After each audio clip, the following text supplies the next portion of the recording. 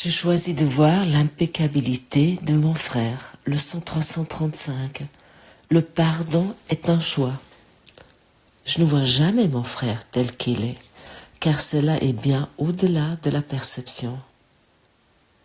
Ce que je vois en lui est simplement ce que je souhaite voir, parce que cela représente ce que je veux pour vérité. C'est à cela seul que je réponds, peu importe à quel point j'y semble contraint par des événements extérieurs. Je choisis de voir ce que je voudrais regarder et c'est cela que je vois et seulement cela. L'impeccabilité de mon frère me montre que je voudrais contempler la mienne et je la verrai ayant choisi de contempler mon frère en sa sainte lumière. Qu'est-ce qui pourrait me rendre le souvenir de toi, si ce n'est de voir l'impeccabilité de mon frère? Sa sainteté me rappelle qu'il a été créé un avec moi et pareil à moi. En lui, je trouve mon soi, et dans ton Fils, je trouve aussi le souvenir de toi. Bonjour et bienvenue ce matin à cette nouvelle leçon. Je choisis de voir l'impeccabilité de mon frère.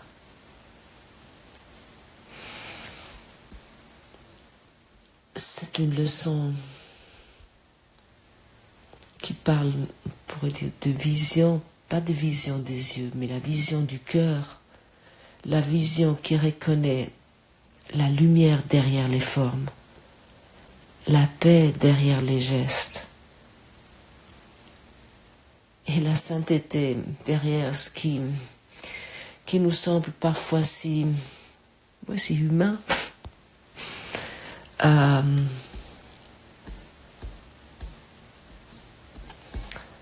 Et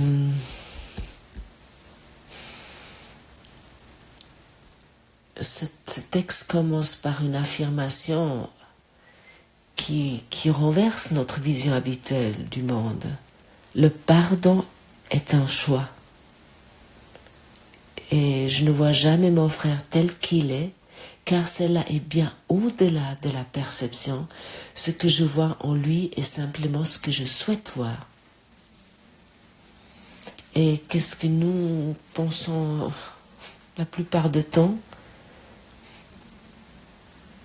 Nous pensons que nous réagissons au comportement des autres.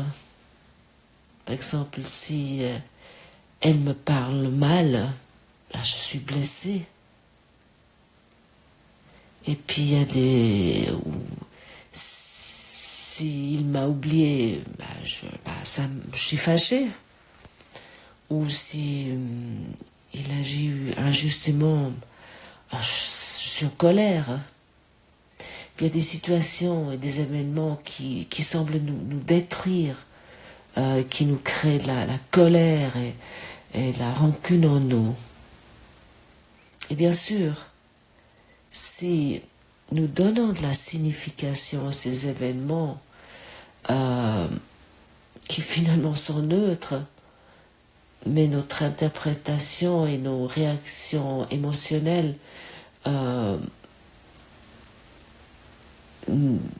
sont là, mais nous devons reprendre l'entière responsabilité de ces événements.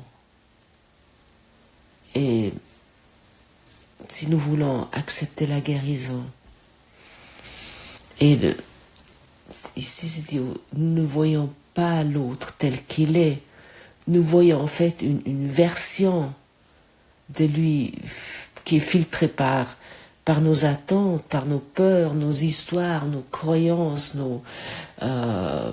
et nous jugeons tout sur la base du bien et du mal.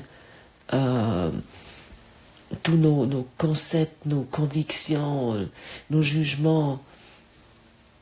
Et pour cette raison, en fait, nos perceptions semblent se différencier. Mais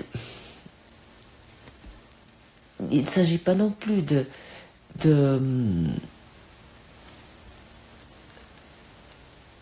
de nier les émotions. Par exemple, lors des événements qui créent des réactions fortes en nous, de dire ah mais moi je suis spirituel, ah non il faut que je nie tout ça. Mais ce qui est plutôt utile, c'est de poser la question de quoi il s'agit avec ces sentiments. Et quelles convictions, en fait, sont derrière ces sentiments? Quelles croyances? Et nous choisissons ce que nous voulons voir. Et dans le texte est dit, je choisis de voir ce que je voudrais garder, et c'est cela que je vois, et seulement cela. Donc, autrement dit, par exemple, le regard que je porte sur l'autre ne dit pas ce qu'il est. Il dit qui je suis ou qui je crois être en ce moment-là.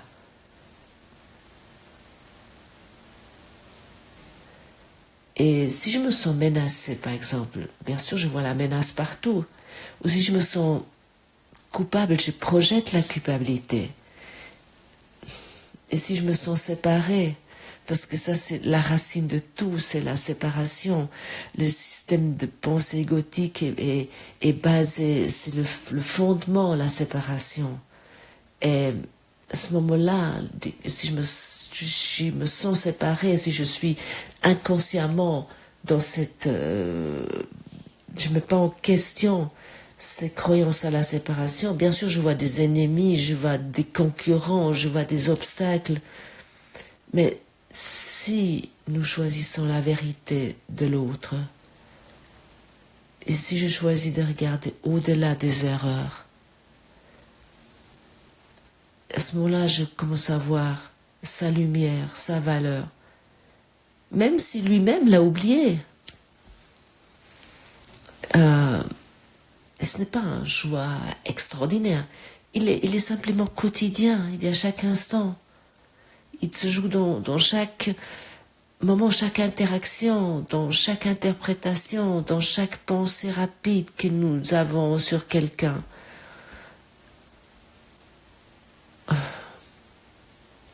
Et parfois, quand on entend parler d'impeccabilité, ce mot nous semble tellement... religieux, tellement abstrait. Oui, et puis voilà, ça nous, la première réaction, que nous avons, l'ego nous murmure directement, mais tu deviens paillasson. On te demande maintenant de fermer les yeux sur ce qui se passe ou de tolérer l'inacceptable. Non, ce n'est pas du tout l'idée. Et ce n'est pas l'idée que les gens font toujours bien les choses, mais que la reconnaissance de quelque chose au-delà du comportement. Que l'idée que l'essence de chaque être est intacte, innocent et jamais blessé. Et ça veut pas dire non plus, par exemple, si tu as un métier d'éducatrice ou tu es professeur dans un lycée ou peu importe, où tu es mère au foyer, tu vas pas maintenant dire ah mais je vois que l'impeccabilité dans toutes ces personnes ou tous ces enfants. Non, bien sûr, au-delà de la forme, nous sommes incités de voir ça. Je choisis de voir l'impeccabilité de mon frère. Mais avec le Saint-Esprit, tu vas savoir ce que tu dois faire, ce que tu dois dire. Si tu es dans cette attitude, je choisis l'impeccabilité de mon frère, tu vas reconnaître déjà une force en toi. Et ça te permet de dire ce que tu as à dire. Tu peux même, tu donnes des directives ou tu continues ton travail comme avant, mais avec une autre attitude. Non, ça ne veut pas dire d'approuver des actions totalement injustes, mais cela veut dire aussi de reconnaître que l'action ne définit vraiment pas l'être, parce que nous, souvent nous jugeons que l'action définisse l'être. Je sais que ça, nous pouvons nous confirmer à chaque moment. Déjà le matin, lorsque tu te lèves, et puis peut-être tu regardes ton partenaire toute vie, et tu dis, elle fait nouveau la même tête qu'hier, parce qu'il a levé la sourcil au mauvais moment. Non, non. Mais c'est vraiment de reconnaître que ce que tu vois à l'extérieur ne définisse pas la personne. Et cette distinction change tout. Elle transforme le conflit en compréhension. Elle transforme la distance en lien aussi. Ou elle transforme l'attaque en appel à l'aide. Voir l'impeccabilité de mon frère, c'est dire je refuse de réduire l'autre à son erreur du moment. Je refuse de confondre la forme de l'essence. Mais bien sûr, ça, mes chers amis, ça demande quelque chose, ça demande la pratique de cette leçon. Cette leçon vraiment, elle peut te catapulter dans un autre, totalement dans un autre état, dans ta véritable état, ce que tu es véritablement. Mais sans pratiquer cette leçon, tu resteras toujours emprisonné. Parce que autant que tu emprisonnes ton frère, tu es emprisonné avec, hein. Autant que tu maintiens tes jugements, rien change. Autant que nous ne voyons pas l'innocence dans notre frère, notre sœur, dans le soi-disant autre, nous serons toujours stressés, nous aurons toujours des conflits, nous serons toujours en train de faire des compromis, ça aussi. Mais un compromis, ce n'est pas voir l'impeccabilité. Ah mais bon, là, maintenant, ok, oui, oui, on continue comme ça, mais mieux c'est qu'on dit rien. Et ça, je trouve ça terrible. Est-ce que comment nous portons même des masques avec les personnes qui nous sommes le plus proches? Et pourquoi? Pourquoi cela?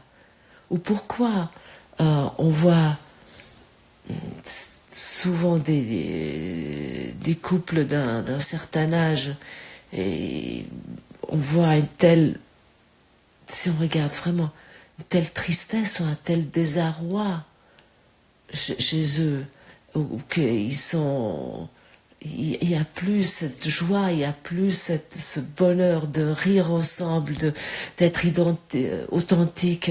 Pourquoi? Parce que il y a une étiquette qui est collée dessus, et puis on voit pas l'impeccabilité chez notre frère ou notre sœur, et on fait un compromis parce que ah oui, je ne veux pas maintenant divorcer lorsque j'ai déjà 65 ans, non.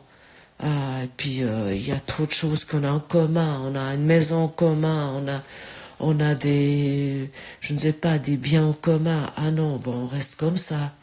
Et ça ira quand même. Ah, j'irai. Ouais, je fais du yoga 3 fois par semaine. Comme ça, je fuis un peu. Et puis, ah oui, et puis, ah mais moi je suis très sportif depuis que je suis à la retraite, mais on dit pas la phrase suivante, pas parce que je supporte pas mon épouse. Non. Mais pourquoi?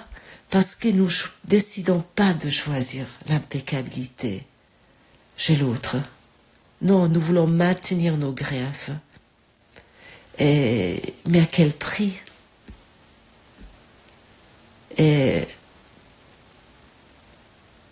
l'impeccabilité, comme c'est dit dans cette phrase clé, l'impeccabilité de mon frère me montre que je voudrais contempler la mienne. et je la verrai, ayant choisi de contempler mon frère en sa sainte lumière. Je vous la lis encore une fois cette phrase, parce que c'est vraiment une phrase très importante. L'impeccabilité de mon frère, ma sœur, me montre que je voudrais contempler la mienne, et je la verrai, ayant choisi de contempler mon frère, ma sœur, en sa sainte lumière. Et ça, c'est là où la leçon prend toute sa profondeur. Parce que la vision que je porte sur l'autre n'est jamais indépendante de celle que je porte sur moi-même. Parce que si je condamne l'autre, ce que je porte déjà de la condamnation en moi, parce qu'en fond, il n'y a pas de l'autre. Nous sommes un. Même dans l'ego, même nous nous croyons séparés, même si nous croyons que nous sommes 9 milliards morcelés, tous différents, avec tous un autre ADN, youhou, non, mais nous sommes tous un, même si, avec toutes ces preuves que nous sommes tous des identités, des personnalités différentes, il n'y a personne comme moi sur Terre. Je suis unique, waouh, mais à quel prix? Et si je juge ce que j'ai déjà jugé en moi, quelque chose que je n'ose pas regarder, c'est ça. Il faut aussi se rendre compte, tout ce que j'ai jugé à l'extérieur, c'est en moi. Mais que je l'ai tellement enfui que je ne sais même plus où il est. Je parlais une fois, c'était dit ici, d'un Alzheimer que nous avons, cet Alzheimer spirituel. Nous avons d'ailleurs une mémoire très sélective, hein, pour nous souvenir ce que le soi-disant autre nous a fait. Là, nous avons parfois une mémoire, mais waouh, on dit une mémoire d'éléphant, hein. Mais lorsque il s'agit de nous, ce qui est en nous, ah non, c'est très enfui, bien sûr, on sait que c'est quelque part dans un coin, mais on préfère depuis tellement longtemps pas regarder ça. Ça ne veut pas dire maintenant que tu dois comment dire ça, de baigner là-dedans, non pas du tout, mais de reconnaître ce que tu vois dans ton frère, c'est en toi, et de l'abandonner, et de choisir de voir l'impeccabilité dans ton frère ou ta sœur. Et ainsi, nous reconnaissons l'innocent, son innocent, et ça, lorsque nous connaissons l'innocent chez le soi-disant autre, cela commence à nous libérer de nos propres culpabilités. Même si tu te dis que « Ah, mais moi, j'ai pas de culpabilité en moi. » Ah non, je peux se raconter ça parce que nous sommes des êtres spirituels, nous faisons le cours en miracle, nous avons fait Dieu sait quoi encore avant déjà. Puis j'ai déjà lu des sanscrits, et puis j'ai déjà étudié le bouddhisme, et puis ainsi de suite. Ah, mais moi, non. Hein. Ça fait des siècles que je me préoccupe. Mais comment ça se fait alors que tu as tu vois encore la faute chez l'autre, parce qu'il est en toi? Donc arrêtons ces bypass spirituels, commençons à la source de choisir de voir l'impeccabilité de notre frère ou notre sœur. Et c'est là où la guérison commence. Parce que l'autre est un rappel vivant de Dieu. Et cela, il y a cette deuxième partie, cette prière. Qu'est-ce qui pourrait me rendre le souvenir de toi, si ce n'est de voir l'impeccabilité de mon frère? C'est une question. C'est la réponse. Sa sainteté me rappelle qu'il a été créé un avec moi et pareil à moi. En lui, je trouve mon soi, et dans son Fils, je trouve aussi le souvenir de toi. Et ça, c'est un des passages les plus puissants, je trouve. Cette idée dit que l'autre n'est pas un obstacle sur mon chemin spirituel, il est mon chemin. Alors là, je connais ça très bien. Si quelqu'un autour de moi fera quelque chose de spirituel, ils sont tous pas spirituels. Je me suis apparemment mis dans un scénario. Dans mon entourage, il n'y a personne qui s'intéresse à un chemin spirituel. J'ai projeté sur les autres plutôt des chemins de réussite, des chemins matériels, des chemins différents. Et bien sûr, ça m'a pris très longtemps de sortir de ce jugement, parce que j'ai commencé à comprendre, l'autre n'est pas un obstacle sur mon chemin spirituel, il est mon chemin. Et c'est en reconnaissant la lumière dans l'autre que je retrouve la mienne. Et je peux pratiquer ça au quotidien,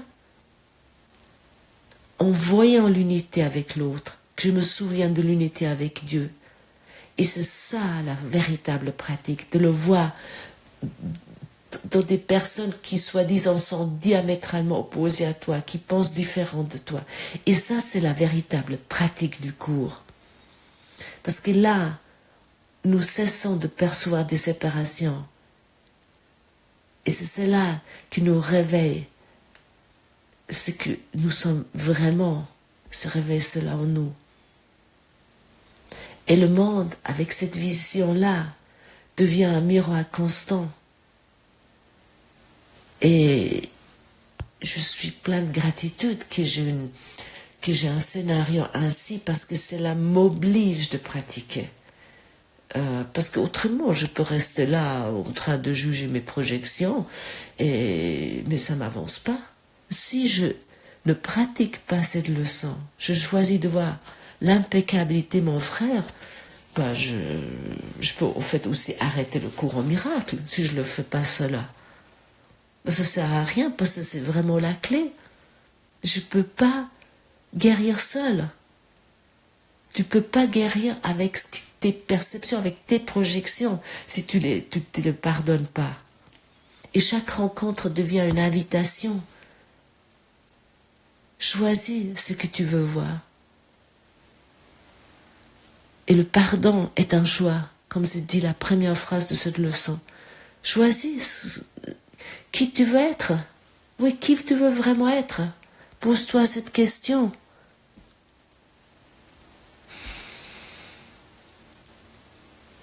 Alors,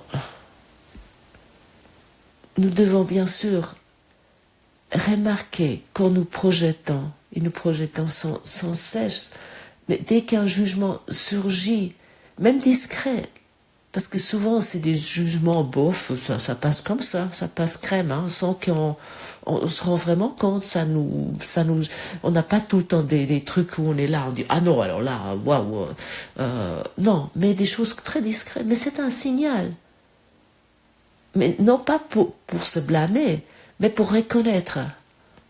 Ah, tu peux reconnaître, ah là je regarde à travers mes filtres. Ben observe, lorsque tu prends aujourd'hui le métro ou tu rencontres quelqu'un, même quelqu'un que tu apprécies, dis peut-être, ouais, bon, là, ouais, elle commence à avoir des cheveux gris. Mais c'est pas un jugement terrible, parce que c'est normal, elle a passé 60 ans. Et c'est pas parce que à ce moment-là tu apprécies pas, mais observe tout cela, toutes ces petites choses, parce qu'à ce moment-là tu regardes la forme. Et de se souvenons-nous que l'autre est plus que son comportement. Et tu peux te dire intérieurement, ce que je vois là n'est pas tout. Il y a une lumière derrière.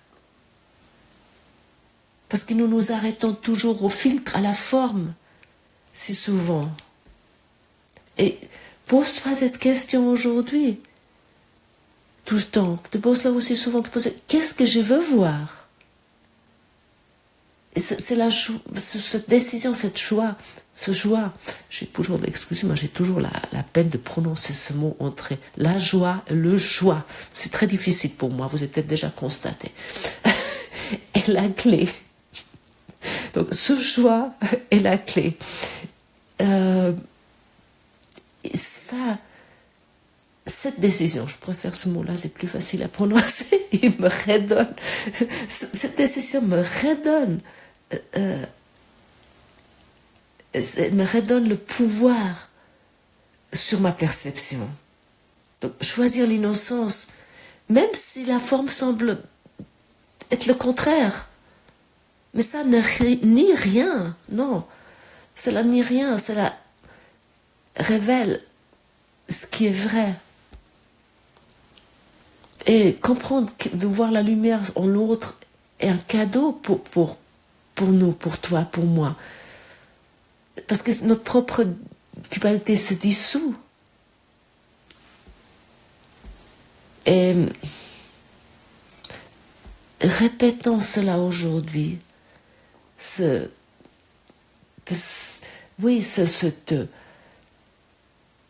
humilité de prendre un choix, une décision. Parce que ça transforme chaque relation. Et nous pouvons aujourd'hui simplement dire, je choisis de voir l'impeccabilité de mon frère. Et en lui, je me retrouve. Merci d'avoir passé ce moment avec moi et à demain.